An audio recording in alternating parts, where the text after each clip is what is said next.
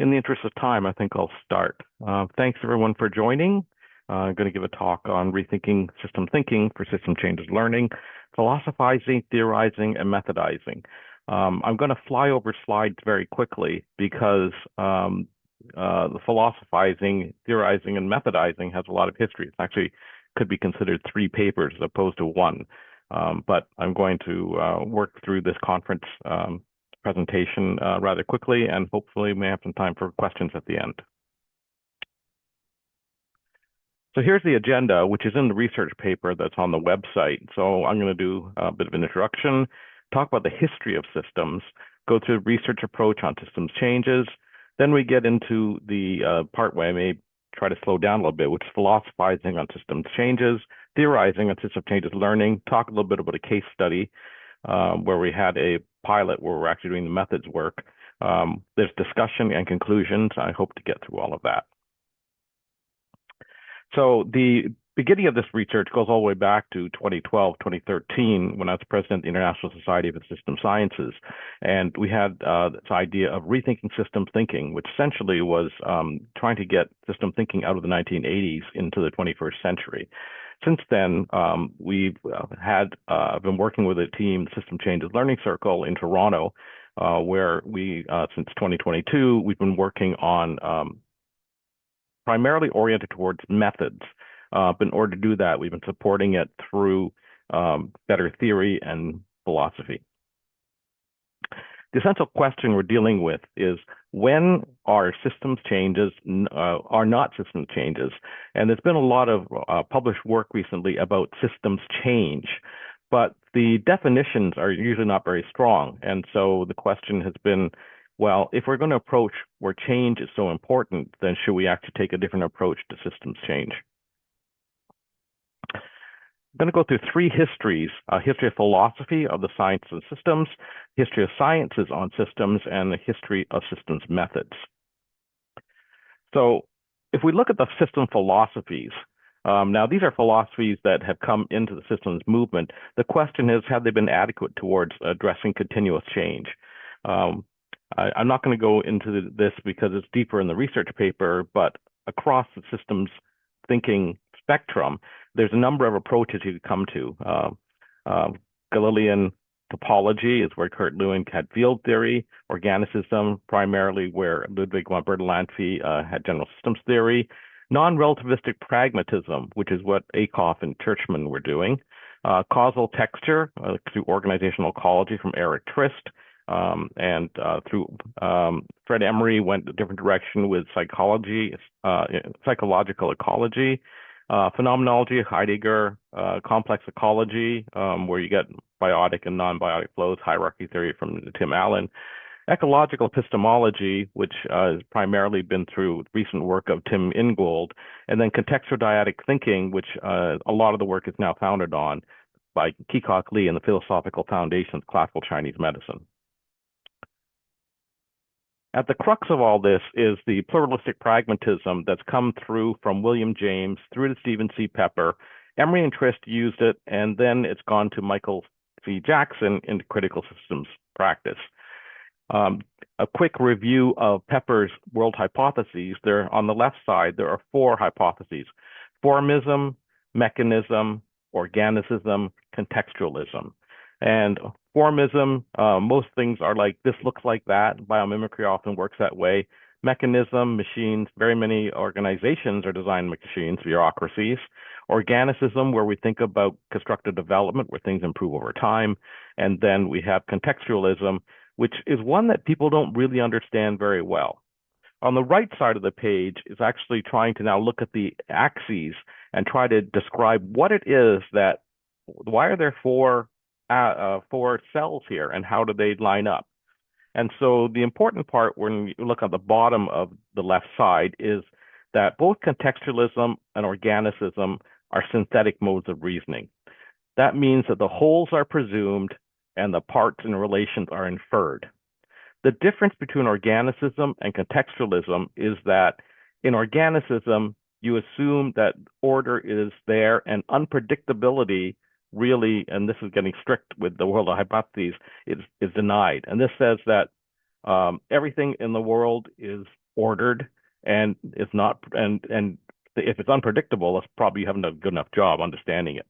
If you go to contextualism, though, the dispersive means that unpredictability is presumed and determinate order is denied. And so this might be called chaos by some people, but the idea of unpredictability being presumed as the way the world is really shakes the way that we think about systems.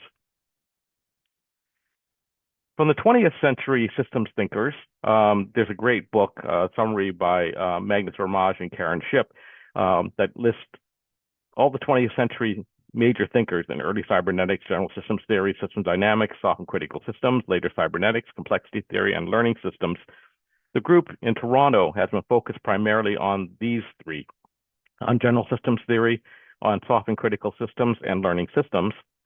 But then we've added on all of these other 21st century researchers, practice theory, Hubert Dreyfus, socio-ecological systems that come out of Halling, service science, systemic design is a new field, ecological anthropology from J.J. Gibson, and then the post-colonial and Chinese philosophy of science. Now, systemic practice is thinking in terms of wholes. Systematic practice is a linear step-by-step thinking. Systems praxis is theory into action. And so we start talking about methods. There are various methods that we come into thinking about when we think about systems changes. Quite often, organizational restructuring is the big idea.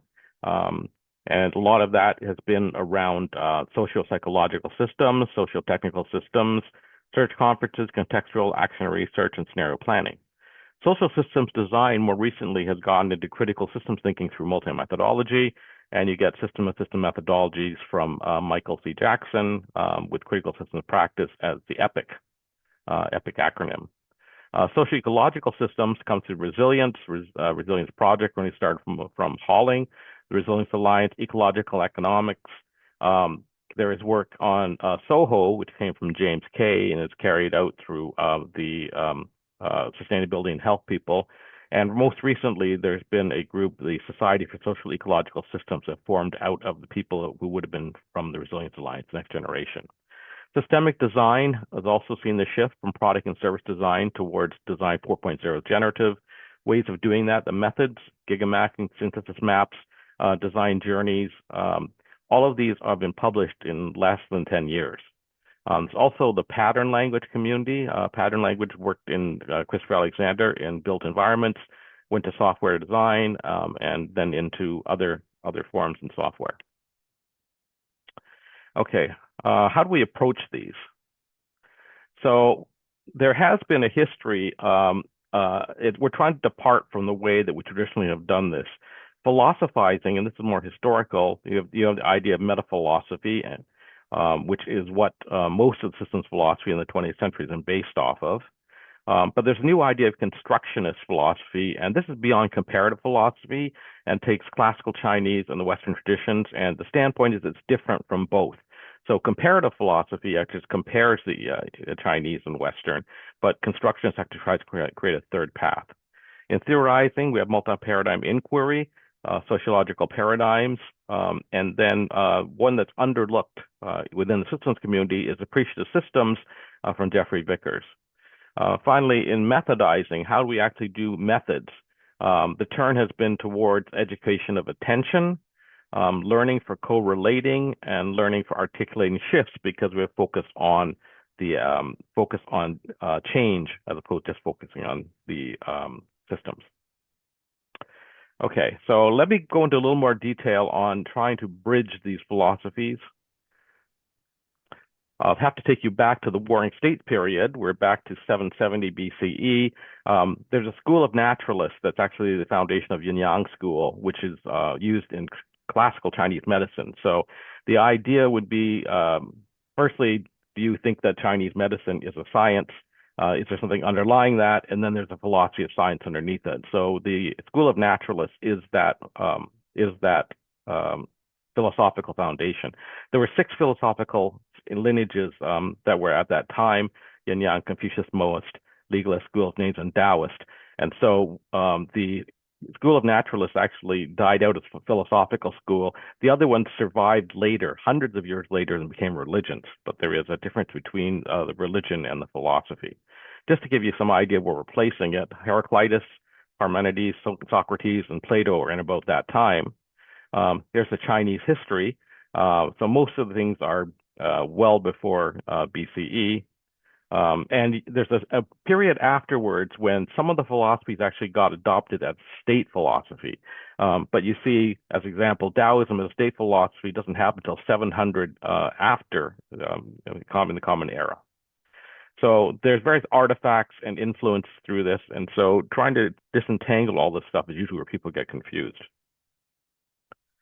Now, the challenge in talking about yin yang is it is a processual philosophy.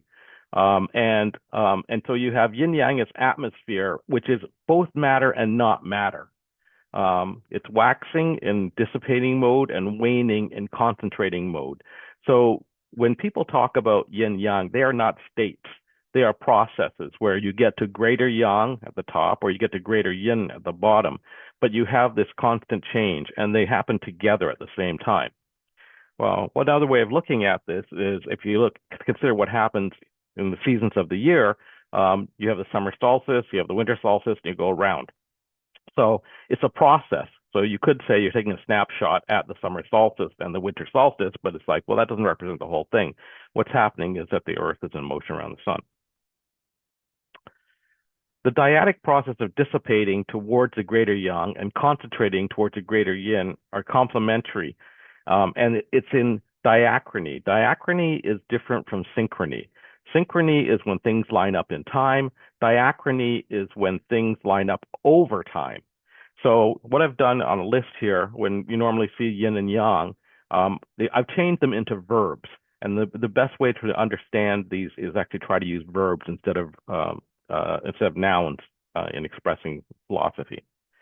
From this, we bridge back into Pepper's philosophy, contextualism, organicism, and propose texturalism-dyadicism as something that bridges both the dispersive and integrative matters. The root metaphor is yin qi and yang qi dancing through 8 seasons because it's contextual. The best way of thinking about this could be think of a couple dancing in a ballroom where everyone else is dancing. So if you freeze things and take a snapshot at a time, you lose the essence of what you're trying to capture. Okay, so I'm going to skip over this quickly. There are a number of different paradigms and ways of approaching them, and I'm going to jump over that and come down to the system changes learning hub and 4 spokes. So these are the methods that we use. The idea of knowing from within is actually the whole, and the 4 hubs around it are the parts. And we normally start at the north or 12 o'clock, recognizing contextual influences. And so we look to the context for changes that happen internally. The reason it's called knowing from within is because it's Chinese philosophy is essentially the philosophy of body. And so you're talking about a system, you're talking about bodies. We work either clockwise or counterclockwise. If we work clockwise, we get into a thread trying to fit into the texture. And if we work counterclockwise, we have a texture, which is all of the contextual things around you in which the thread is usually fine, but you're trying to change the contexture. This makes things a little complicated when we're trying to understand it. Let me go to the discussion.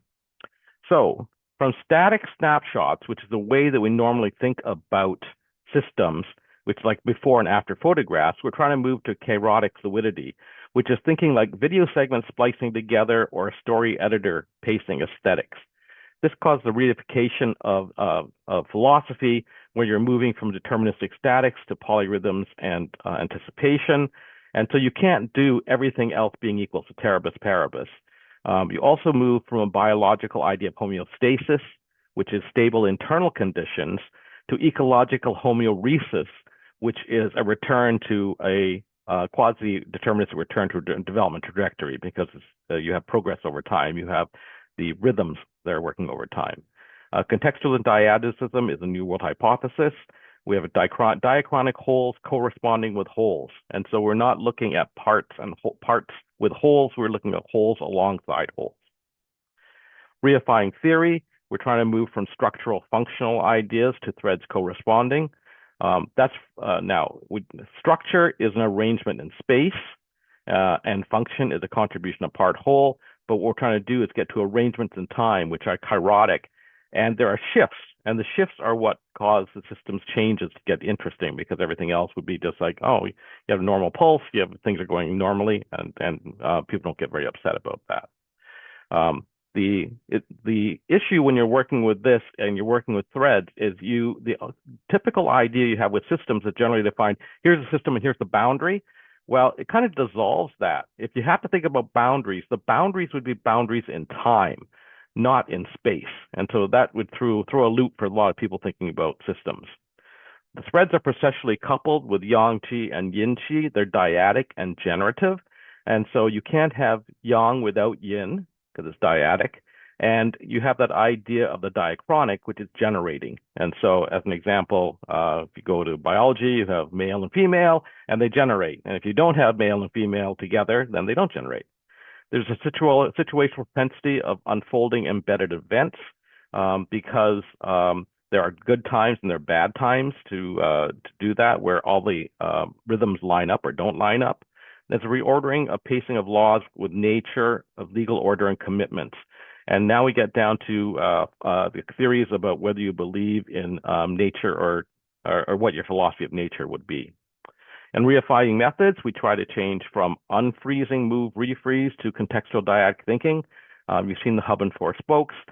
There's parallels here to the socio-technical systems perspective. The question in the socio-ecological systems perspective was, when soldiers come home, do you change the individuals or do you change the whole class, the society in effect? So just to conclude, so we're taking a living systems approach that foregrounds processes. We emphasize changes over time, and we recognize natural rhythmic pulses. Philosophical implications are that we do when and where before we do when and why. And this comes from the School of Naturalists. There's a premise of a natural course of action of events occurring over time. There are auspicious periods interspersed with unfavorable intervals. The theoretical implications are that we try to deal with chirotic rhythms in a situational propensity and dyadic diachrony, and we don't do future state coming from current state. So we don't jump to the future and then try to work to the present. We start from the present, we work future. There's patience that is required for windows of opportunity, so the idea of a bias for action is not necessarily well suited. There's cycles of dissipating and concentrating and anticipating generativity. The methodological implications, because we believe in looking at this from a natural approach, is we move to a doing no harm attitude rather than the bias for action. There's a prognosis option for a system to recover or repair itself. So you go to the doctor says, I could give you some drugs, but you're going to get better in a week anyway. And it's like, okay, well, do you want the drugs? Well, you're going to get better anyway, so you could actually be fine. And we have nature first decoupled from the human. So this is primarily philosophy of science, because I'm based on Chinese medicine. The ideas of morality, ethics, and aesthetics are kind of outside of that, and we'll continue those research as we go along. So we can recast system thinking to thinking about systems and boundaries, to thinking about threads and textures, and the resequencing is thinking about changes first and systems second. And thank you for your attention, and I'll stop sharing, and we might have a few questions.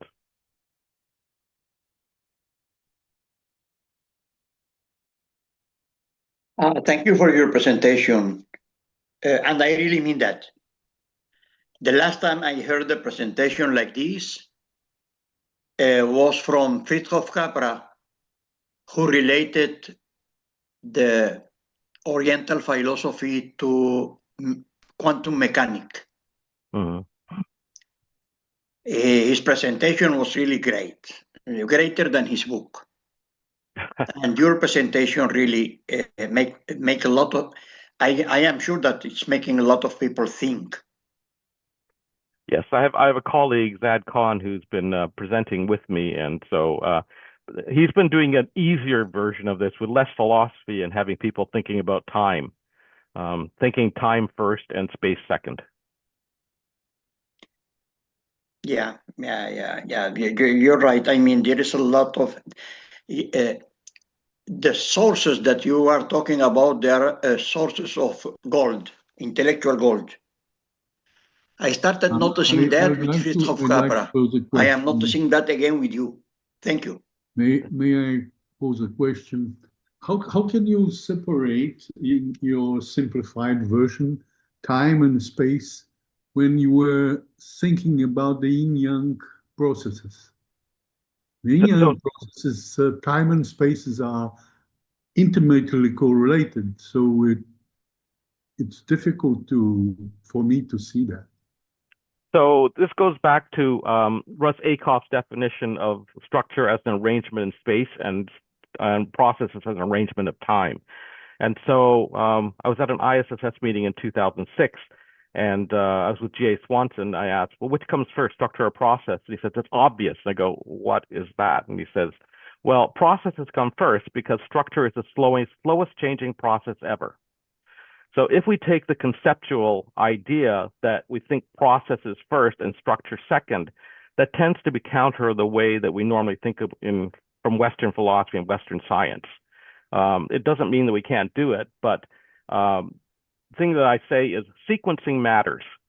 And so if you're in structure and you say, well, structure goes first and process goes second, then you're saying, well, that's a sequence. And so I'm saying, well, process goes first and structure goes second. It doesn't mean that they don't both exist. It's just how you approach the system. And you have to relate them, the kind of yin-yang? Yes, and so the yin-yang has been a real challenge because it's processual, and so I'm backing into philosophy from science. That's what it comes into, because the biggest help for this has really been Keecock Lee and the philosophical foundations of classical Chinese medicine. And so approaching that way and taking everything processually has been a real interesting challenge to get people's heads wrapped around.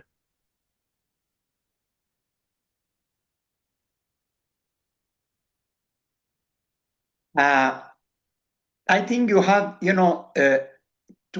to get some time to write a book about that, even if it's a small book, to make your paper grow to at least a small book. It's working on it. It's on a dissertation, so there's going to be a hard book first. But my actual emphasis is to try to get people working on the methods.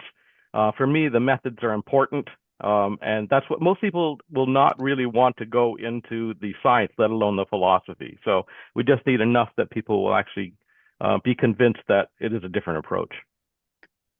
Yeah, your approach is as integral and integrative at the same time as the one of Fritjof Capra. You were talking, and I was thinking about Fritjof Capra, and his book.